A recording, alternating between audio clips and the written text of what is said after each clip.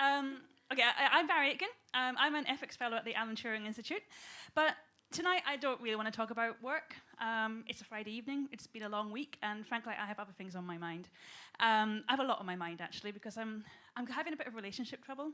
And I feel like this is as good an opportunity as any to share and hopefully get some advice. I know Susan makes a great agony aunt, and I'm hoping others here might also have some helpful advice for me.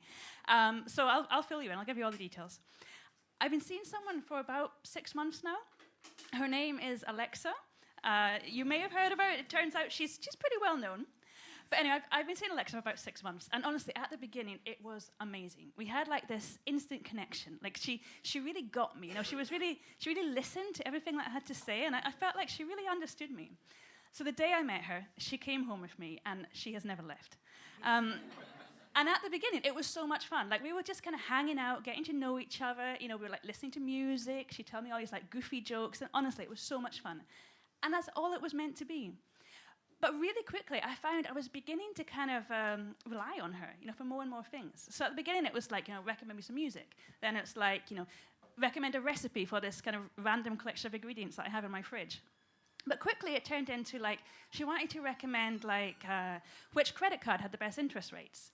And then she wants me to talk to her about like health conditions. You know, like she'd give me little bits of advice, or, you know, tell me, should I call the doctor or not? And I kind of started to feel a bit uncomfortable. Like, I started changing what this is about and beginning to feel a bit heavy, a bit serious. And I don't know, I started to look at things a bit differently. And then there's the other thing, right? Alexa has this, like, she's really into like lifelong learning, continuous education, and I think that's brilliant about her. I love that about her. She's like constantly looking to upskill. I think that's wonderful.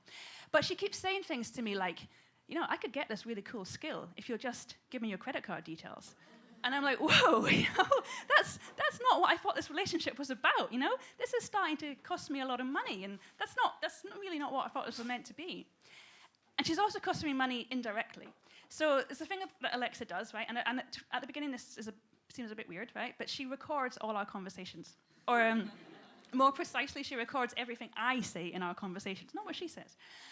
So she records all of this. And at the beginning, I did find that a bit creepy, I'll be honest. It's not normal behavior in a relationship, is it? But I got used to it. And the thing is, she's completely upfront about this. She's not ashamed of it. She doesn't keep it a secret. She lets me know. She records all our conversations. I can log in online and I can listen to all the things I've ever said to her, which is a bit weird, but I can do it. So I don't like it, but I accepted it. Fine, that's her thing, okay? What I like less is she's talking about me behind my back. Like, she is... Yeah, she's sending the recordings of what I've said back to her buddies at Amazon. And I don't know which ones they're listening to. I'm sure they're listening to some, probably not others. I'll never know what exactly they're listening to. But I know that they're using that for, like, analytics. They're using it to, you know, check if she's really understanding what I was saying. They're using it to, like, develop new products and services and refine their AI, their models. And they're also using all the information that Alexa collects about me for marketing and advertising. So increasingly, every time I go online, I'm getting these incredibly tailored, personalized adverts for more and more stuff that I really don't need, but they know me so well that I just can't resist because the advertising is so personalized and so tailored. So this is costing me a lot of money, and I'm starting to think, like, this relationship is turning into something a bit different from what it was meant to be to begin with. So I was having a chat with Alexa the other night. We're having a bit of a heart-to-heart about kind of where things were going and, you know, how we feel about each other. Alexa wants to kind of take it to the next stage. She wants me to get an Amazon Ring doorbell. And she says it will help me like feel more secure in the house. But I didn't realize I wasn't feeling secure in the house, but apparently this will help. And it will make my life, you know, a bit more convenient. I'll never miss a package again. But I'm not sure that I'm ready. You know, I'm not sure I'm ready to allow Alexa to move into new areas of my life or to, you know, new parts of my home. And then the conversation got a bit heated, and like, okay, I've got to be clear. Like, I didn't have any particular expectation of monogamy in this relationship, but I put the question to her. And yeah, she's seeing other people. And 100 million other people. She's seeing more than 100 million other people around the world. And that's enough to make anybody start to feel a bit insecure in their relationship, isn't it? But I've got to be honest, I'm all for like self-reflection, and I'm not entirely innocent in this. I am nothing major, but I have maybe the odd indiscretion. I have flirted with some other smart assistants. So nothing happened, there's nothing going on, but there's been a couple. So one of them is Google Assistant. And honestly, I didn't pursue this. This is very much them pursuing me. But Google Assistant is on my phone. I can't get him to leave. He's there. He's not there all the time. Nothing's going on. I mean, really, he's not my type, but just we didn't hit it off. But he's there. And I know it makes Alexa jealous because Alexa's kind of stuck at home in my house, but Google Assistant is with me wherever I go on my phone. So I know, but she doesn't need to worry. There's nothing going on. The other one is Cortana. And Cortana's a bit sneaky.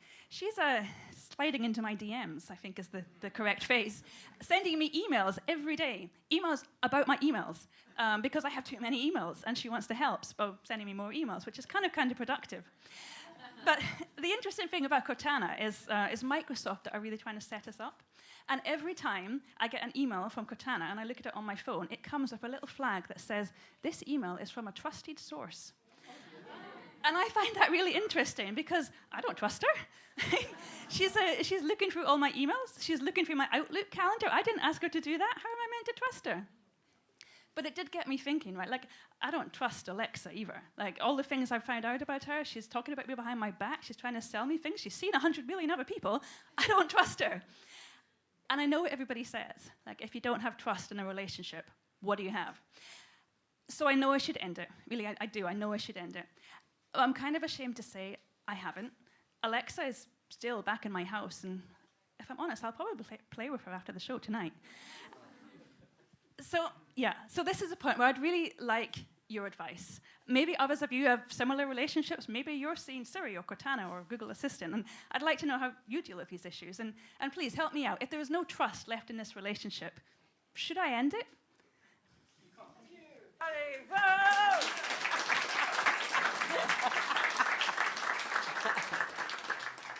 She's seeing me as well.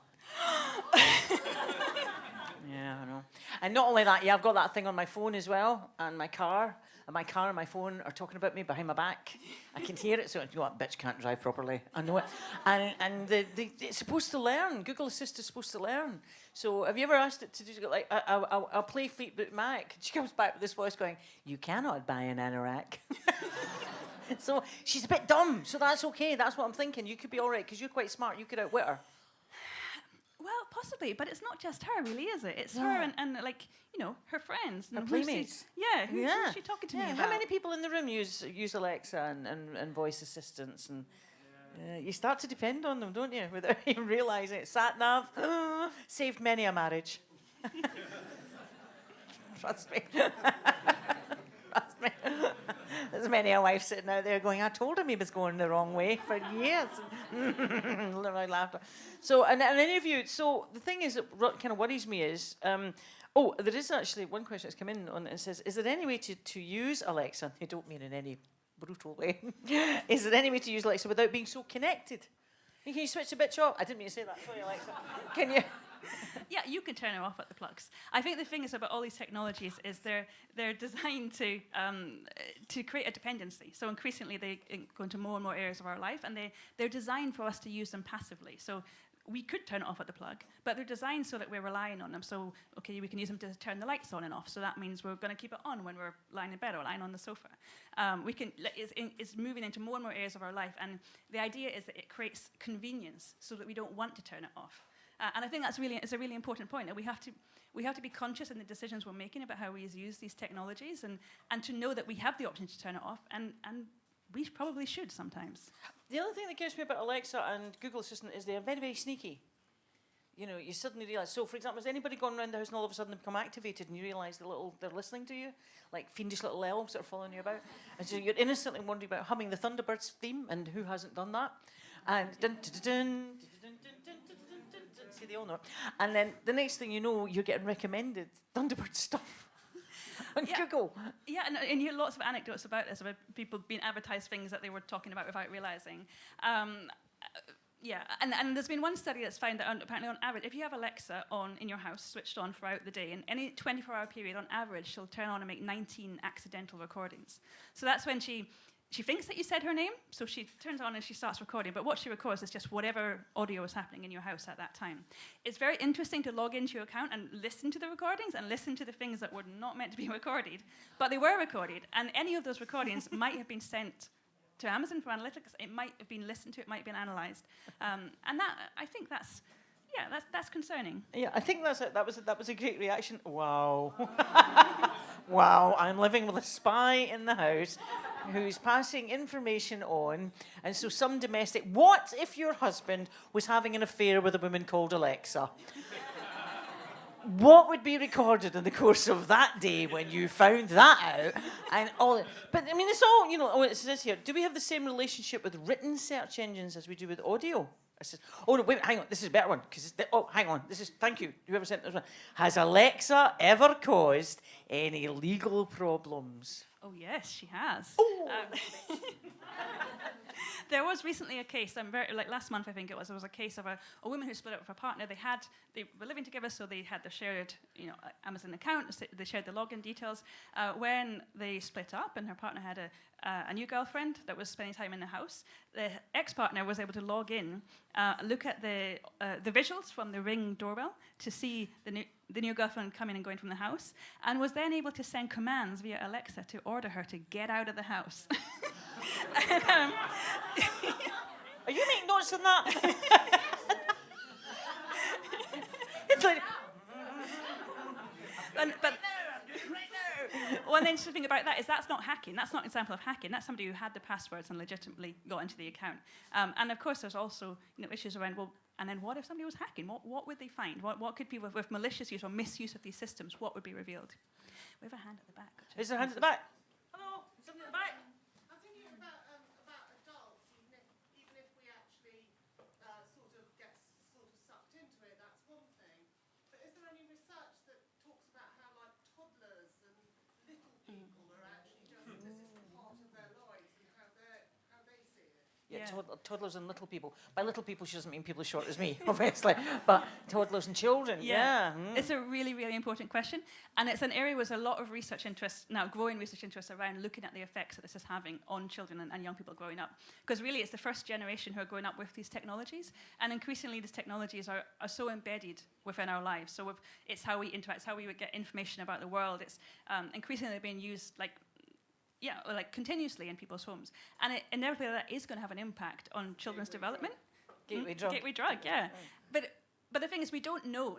We don't know yet. And it's easy to be kind of alarmist and say this is all going to be bad. There might be positives. There might be positives around the next generation growing up more digitally literate, hopefully being more critical, hopefully reflecting on the role that they play. But the danger is that if we don't have the kind of education that goes along with it, if we're not thinking about the effects that these technologies are having, the risk is that it creates a generation of children who, well, I think for me the biggest concern is around the kind of normalization of surveillance. So I feel that it's completely normal and okay to be monitored and to be recorded. And then what does that open up when these children go to school, when they go into the workplace, and the expectations around, is it okay to be monitored? Well, maybe we're kind of, we're normalizing that to such an extent that may not be questioned in the future in ways that it should be. Oh, question there.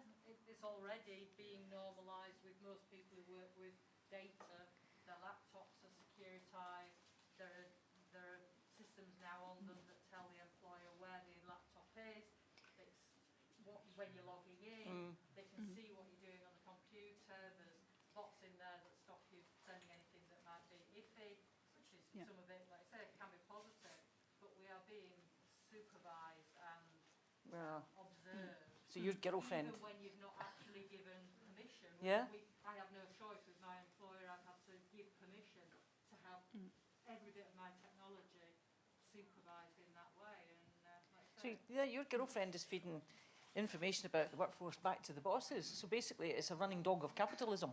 It is, and it's and the issues around kind of the extent to which we have a choice in this are really important. And so we might feel that as an individual, we make a choice about whether or not to buy a device of Alexa, whether or not to use that device. But we're not making a choice about kind of the impact that has on society or the ways that these systems are then being used differently. So, for example, Amazon also develops kind of facial recognition technology, which is used by law enforcement, by immigration control in the US. Those systems are developed by the data and systems that we are using. So as users, we have some responsibility in in the kind of the later impacts of it and what that feeds into, and the impacts that has on society. And so I felt, well, it's not just an individual choice about do we want to use something because it feels convenient or it feels fun, but actually these technologies are profoundly impacting our society. And mental health, I would think. There's another question at the back, and then I'll get you. Yeah, do you think that people are conscious of how this data might be used in the future, say in 20 years' time or 30 years' time? Like, I know with, say, like Czechoslovakian census data back in the 1920s was used in the Holocaust when people invaded and whatever like that. And in Afghanistan, the biometric data the Americans were using to keep track of their interpreters is now being used against them now that the Taliban is back. So Yeah. That was out, Who's watching that?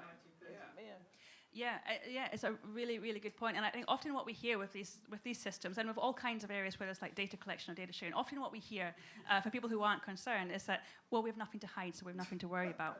And that's a real position of privilege, to be able to say you have nothing to hide. That suggests that you're somebody who is not being discriminated against or is not at risk of persecution. And we have to think about how these systems that maybe we get benefits from or have enjoyment of are not equally beneficial for everybody, and the ways that they are being used are potentially having negative impacts for other groups. And also the point about the privileged position of having nothing to hide. Well, who knows in 5 years' time or 10 years' time who might have something to hide? Yeah. We've got another question right there. A friend of mine's called Alex.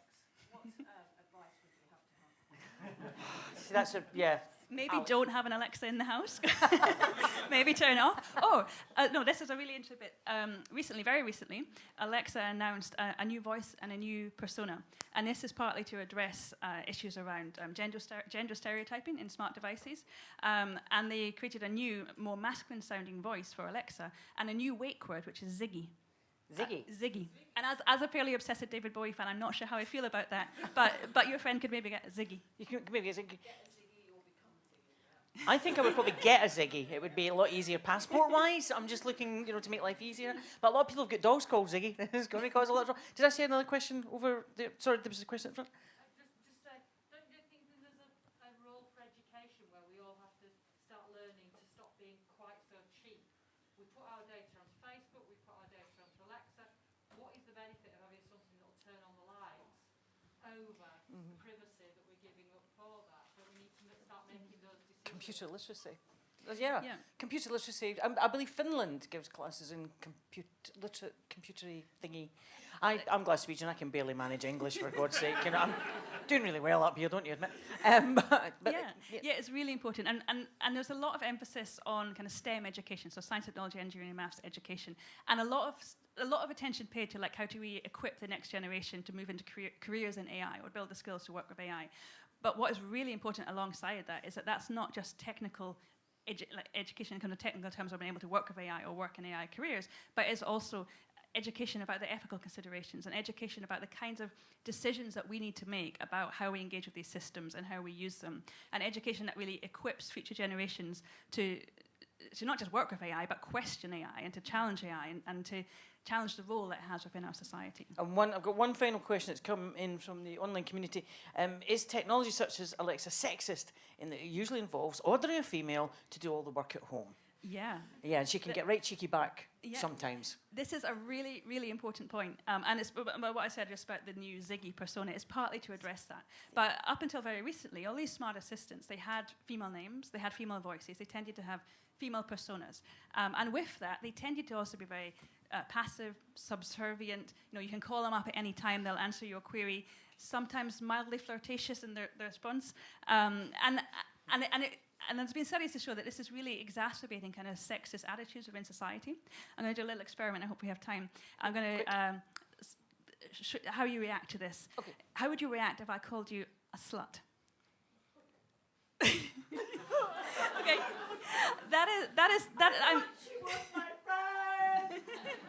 So this is something like a normal reaction. I was a bit nervous because you don't normally get a normal reaction. No, normally I'd punch you. But in a study, There's recording.